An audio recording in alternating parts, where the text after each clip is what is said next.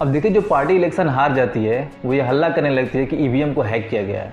अच्छा, आप किसी ऐसे पार्टी का नाम बताइए जिसने इलेक्शन जीतने के बाद ये बोला हो कि हमने चीटिंग करके इलेक्शन जीता हो, या हमने ईवीएम मशीन को हैक करके इस इलेक्शन को जीता है। ऐसी कोई पार्टी नहीं मिलेगी। तो ये सिर्फ इंडिया की बात नहीं कर रहा हूँ, हालांकि बहुत सारी कंट्रीज ऐसी हैं जहाँ पर वोटिंग ईवीएम मशीन के द्वारा होता है। अब वहीं पे जो पार्टी हार जाती है वो ये कहती है कि ईवीएम को हैक किया गया है, जिसके चलते एक बार बटन दबाने से एक की जगह पर दो वोट मिले हैं। अब ये हैकिंग का पूरा मामला है क्या सच में ईवीएम को हैक किया जा सकता है?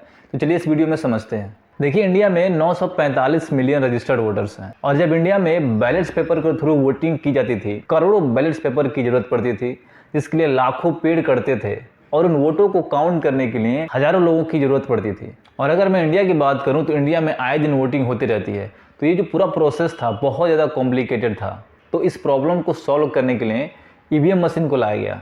लेकिन वोटिंग के दौरान लोगों ने आवाज़ उठानी शुरू कर दी। लोगों ने कहा कि इस मशीन में बहुत सारी कमियां हैं, इसको बंद करो, और वोटिंग का जो पुराना तरीका था बैलेट पेपर के थ्रू ही वोटिंग करवाया जाए। अब देखिए, यहाँ पर एक क्वेश्चन आ सकता है आपके मन में कि ये बैलेट पेपर होता क्या है। तो मैं आपको बता दूं कि अगर आपने कभी वोट दिया हो तो आपको पता होगा कि जब आप वोट देने जाते हैं तो आपको एक पर्ची मिलती है। अब उस पर्ची के ऊपर जितनी भी पार्टीज होती हैं उनका फोटो छपा होता है, और उनके सामने उनका नाम और उनका चुनाव चिन्ह छपा होता है। जब आप वोट डालने जाते हैं तो आपको आपके जो फेवरेट कैंडिडेट हैं उनके नाम के सामने मुहर मारना होता है, और उस पेपर को फोल्ड करके एक बैलेट बॉक्स होता है, उसके अंदर उस पर्ची को डालना होता है। देखिए, आज़ादी के बाद 70 के दशक तक भारत में वोटिंग बैलेट पेपर के थ्रू हुए, और उस टाइम पर दंगे बहुत ज़्यादा हुआ करते थे। जो बैलेट बॉक्स था उसको लूट लिया जाता था, और जहाँ पर वोटिंग होती थी वहाँ पर एक पार्टी दूसरे पार्टी के ऊपर बम से अटैक करवाती थी, और उस समय चीटिंग भी बहुत ज़्यादा होती थी। तभी देश में पहली बार 1982 के चुनाव में ईवीएम का इस्तेमाल हुआ, और 2004 से लगातार इंडिया में वोटिंग ईवीएम मशीन से ही हो रही है। 14th लोकसभा चुनाव में 17.5 लाख ईवीएम मशीन का इस्तेमाल किया गया था। देखिए, जब 2014 का इलेक्शन हुआ था तो उस समय ईवीएम को और भी सिंपल बनाया गया था, ताकि जो गाँव में लोग रहते हैं, जो लोग ज़्यादा पढ़े लिखे नहीं हैं, उन्हें वोट डालने में कोई प्रॉब्लम ना हो। अब देखिए, उसी समय 2014 के इलेक्शन में एक और मशीन को ईवीएम के साथ जोड़ा गया, जिसका नाम था वीवीपैट। अब ये वीवीपैट होता क्या है? तो देखिए, वीवीपैट का मतलब होता है voter verified paper audit trail. अब देखिए, यहाँ पर आपके मन में एक सवाल आ सकता है कि ईवीएम मशीन के साथ ये वीवीपैट को क्यों ऐड किया गया। तो चलिए इसके बारे में समझते हैं। देखिए, जब वीवीपैट नहीं था तो उससे पहले जब आप ईवीएम पर वोट देने जाते थे तो ईवीएम पर जैसे ही बटन दबाते थे एक लाइट जलती थी, जिससे आप ये विश्वास कर लेते थे कि आपने जिस कैंडिडेट को चाहा है उसको वोट मिल गया होगा। लेकिन वीवीपैट को ऐड करने से ऐसा हुआ कि उस वीवीपैट को ईवीएम मशीन के साथ अटैच कर दिया गया, जिससे कि जब आप वोट डालते हैं, जैसे आप ईवीएम पर एक बटन दबाते हैं, जो वीवीपैट मशीन होती है उसमें से एक पर्ची निकलता है। उस पर्ची पे आपने जिस कैंडिडेट को वोट डाला है उसका नाम मेंशन होता है। हालांकि वो पर्ची लेकर आप नहीं जा सकते, वो पर्ची बस ये दिखाने के लिए होता है कि आपने जिसको वोट डाला है उसी को वोट पड़े हैं, ताकि आप श्योर हो जाएं कि आपने सही जगह वोट डाला है। अब देखिए, वीवीपैट को ऐड करने से टोटल 3 मशीनें हो गई। पहला तो बैलेट यूनिट, जिसमें आप बटन दबा के अपने फेवरेट कैंडिडेट को सेलेक्ट करते हैं, और दूसरी हो गई वीवीपैट, जिसमें आप वेरीफाई करते हैं कि आपने अपने फेवरेट कैंडिडेट को ही वोट दिया है, और तीसरा हो गया कंट्रोल यूनिट। हालांकि ये जो कंट्रोल यूनिट होता है वो वहाँ पे जो ऑफिसर्स होते हैं उनके पास होती है। जैसे ही आप वोटिंग के लिए जाते हैं तो वो वहाँ से बटन दबाते हैं, और उसके अंदर मशीन की पूरी प्रोग्रामिंग और डाटा होता है। जब भी आप वोट डालने के लिए आते हैं तो वहाँ से ऑफिसर अपने कंट्रोल यूनिट से एक बटन को दबाता है, तो यहाँ पर मशीन में एक ग्रीन लाइट जलती है, उसके बाद ही आप वोट डाल पाते हैं। अब चलिए समझते हैं कि जब भी कोई इलेक्शन होता है उसमें कौन से प्रोसेस को फॉलो किया जाता है। देखिए, ईवीएम का कंट्रोल भारत इलेक्ट्रॉनिक्स के पास होता है।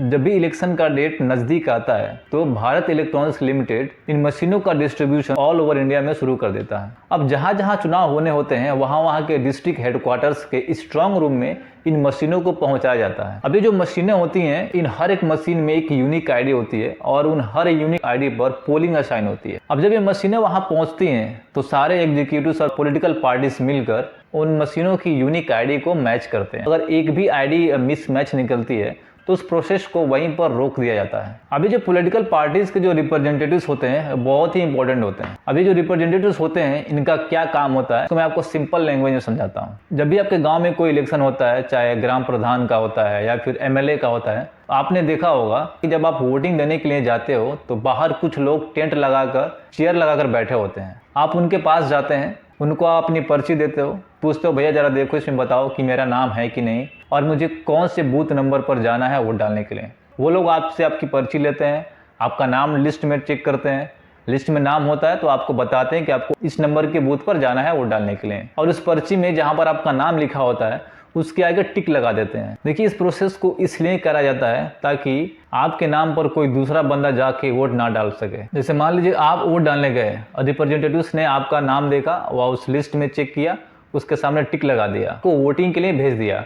अब मान लीजिए आपके ही नाम पर कोई दूसरा बंदा आके वोट डालना चाहे तो जैसे ही रिप्रेजेंटेटिव्स के पास जाके अपनी पर्ची देगा और जब रिप्रेजेंटेटिव्स उस लिस्ट में चेक करेगा तो ऑलरेडी आपके नाम के आगे टिक लगा होगा, जिससे कि उसको वहीं पर पकड़ा जा सकता है। अब देखिए, ये जो रिप्रेजेंटेटिव्स होते हैं इनका एक सिंपल काम होता है कि अपने अपने पार्टीज के वोटों को नुकसान होने से बचाना।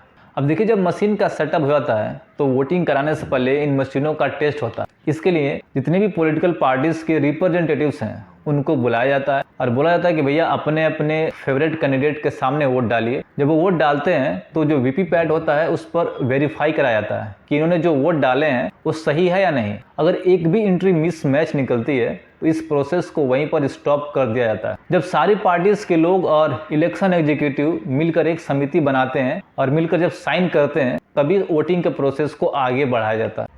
तो चलिए अब देखते हैं क्या इतनी टाइट सिक्योरिटी होने के बाद भी ईवीएम को हैक करना पॉसिबल है। देखिए, अमेरिका के एक हैकर ने साल 2014 में ये दावा किया था कि 2014 का जो इलेक्शन हुआ था उसमें ईवीएम को हैक करके इलेक्शन के नतीजों को बदला गया था, जिसका केस अभी भी कोर्ट में चल रहा है। देखिए, भारत में जब भी वोटिंग होती है तो उसके लिए 1600 से ज़्यादा ईवीएम मशीनों की ज़रूरत पड़ती है और एक ईवीएम पर मैक्सिमम 2000 वोट डाले जा सकते हैं। देखिए, कुछ साल पहले अमेरिका की मिशिगन यूनिवर्सिटी के कुछ साइंटिस्टों ने एक डिवाइस को ईवीएम से अटैच करके दिखाया था। उन्होंने कहा था कि अगर एक मोबाइल को ईवीएम से अटैच कर दिया जाए तो ईवीएम को हैक करना आसान हो जाएगा। हालांकि भारत की जिन कंपनियों ने ईवीएम को बनाया है उन्होंने इस दावे को झूठा करते हुए कहा, मशीन से छेड़छाड़ करना तो दूर की बात है, मशीन को हासिल करना ही बहुत मुश्किल है। तो वहीं पर एक और साइंटिस्ट बोलते हैं कि लाखों ईवीएम मशीन को हैक करने के लिए बहुत ज़्यादा पैसों की ज़रूरत पड़ेगी और ईवीएम मशीन को हैक करने के लिए इलेक्शन कमीशन और उस कंपनी को जिसने ईवीएम मशीन को बनाई है उनका होना ज़रूरी है। देखिए, वहीं अमेरिका के कुछ प्रोफेसर ऐसे भी हैं जो ये मानते हैं कि लाखों ईवीएम मशीन को हैक करने के लिए बहुत ज़्यादा पैसों की ज़रूरत पड़ेगी। अब इस मशीन को अगर हैक करना है तो उसके लिए इस मशीन को जिस कंपनी ने बनाया है और इलेक्शन कमीशन का अप्रूवल जरूरी है। उन्होंने ये भी कहा कि इस मशीन को हैक करने के लिए एक छोटे रिसीवर सर्किट और एक एंटीना को मशीन के साथ जोड़ने की ज़रूरत होगी, क्योंकि इंसानी आंखों से दिखाई नहीं देगा। देखिए, जो साइंटिस्ट कहते हैं कि अगर आपको वायरलेस हैकिंग करनी है तो इस मशीन में एक रेडियो रिसीवर का होना जरूरी है। इलेक्शन कमीशन कहती है कि इस मशीन में कोई रेडियो रिसीवर नहीं है, ऐसा कोई सर्किट नहीं है जिसके थ्रू इस मशीन को हैक किया जा सकता है। तो आपको क्या लगता है, क्या ईवीएम मशीन सच में हैक किया जा सकता है? आप अपनी राय हमें कमेंट बॉक्स में बता सकते हैं। देखिए, इलेक्शन कमीशन का दावा है कि इस मशीन को हैक नहीं किया जा सकता है, क्योंकि इस मशीन में कोई सर्किट नहीं है, कोई वाईफाई नहीं है, कोई रिसीवर नहीं है, ऐसा कुछ भी नहीं है जिसके थ्रू इस मशीन को हैक किया जा सकता है।